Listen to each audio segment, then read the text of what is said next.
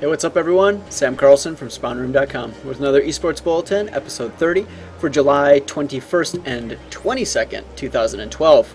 I had wedding stuff, my friend's wedding stuff, going on this past weekend, so I was unable to do anything for Saturday and Sunday, but I'm back. And there should be an Esports Bulletin every day now, except for maybe this weekend because I might actually be out of town again, so. But anyway, the Esports Bulletin is a mostly daily recap of all news since the last episode, offering the fastest way to get caught up with esports along with building an archive of esports history.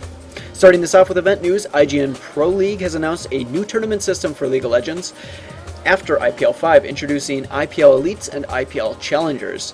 To me, it sounded like a kind of like a simplified GSL, where there's like a top tier bracket and a low tier. The top 8 from the challenger bracket will move into the elite bracket, and the bottom 8 from there will move back into the challengers, and they'll just kind of, you know, shuffling around where the very top players will stay in this elite bracket. But yeah, you can check that out with the link provided. The ProDota2 League double elimination finals bracket has been drawn with the 8 top teams ready to compete for the 10K first place prize. Totally wrote that wrong. There doesn't appear to be any more details though right now. So just you can take a look at the bracket if you want to. ETF2L has announced another Team Fortress 2 One Night Cup for July 26th at 2 p.m. Eastern, 3 p.m. Central. So if you're looking for some sweet European Team Fortress 2 action, check that out. Counter-Strike 1.6 team Maximum Effort and Source Team Dynamic were invited to the Global Offensive North American qualifier for the ESWC that kicks off August 31st.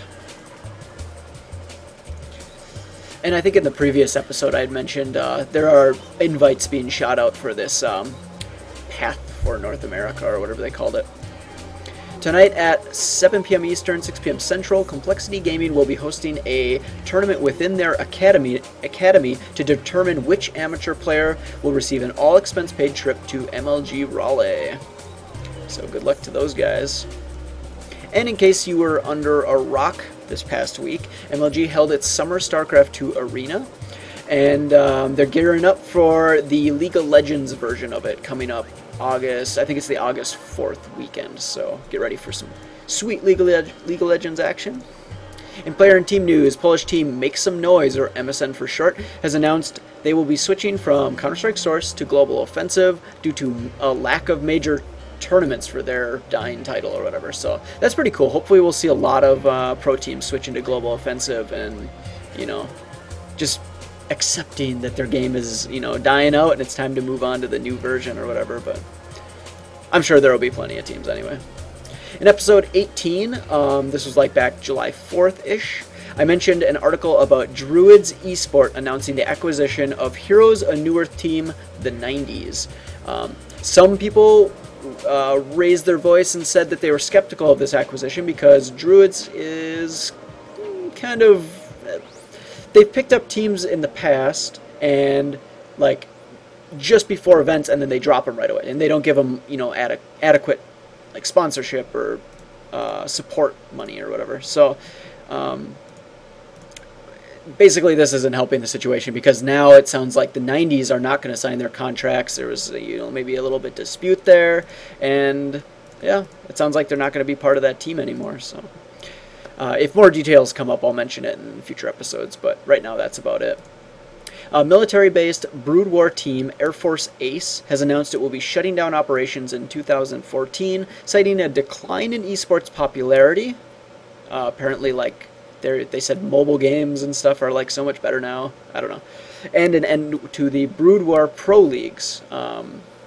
Air Force Ace is, I think, I mean, is it the only military-based esports team in in the world? I mean, it's in South Korea, but Moscow 5 has announced that they will not be attending GameGune, or Gun, whatever it is. This news came along with, you know, SK Gaming mentioning the same thing in episode 29. And associated to that, their attendee list, like all the teams and players that are going to be going to this event, have been released as well. Another team has announced EGL 7 related news, with Origin Online having to find a replacement for their team captain who will be on vacation. Replacing him will be the well-known French player Jonas Slayer Ferry. Kick Esports Club has announced changes to their League of Legends roster, bringing in Portuguese players John Bello and Jose Joma Malheiro. Often overshadowed Broodware and StarCraft player Han Biggs Sang Cho has announced his retirement from competitive gaming, so goodbye. He's had some pretty decent results, but I guess he's always gotten, he'd be in like the third place range, but unable to get that first place finish. So, and in miscellaneous news, Esports Nation has announced a partnership between themselves and Gamer Gloves LLC. Probably don't need to say this, but Gamer Gloves makes gaming gloves. It looks like it's console focused. I'm sure you could wear them PC gaming, but they're supposed to keep your hands dry, warm, and blister free. Links will be provided for their website. And that wraps up this kind of like makeup episode or whatever. I'll also be filming the July, 23rd episode right after this. So thanks for watching as always, and see you next time.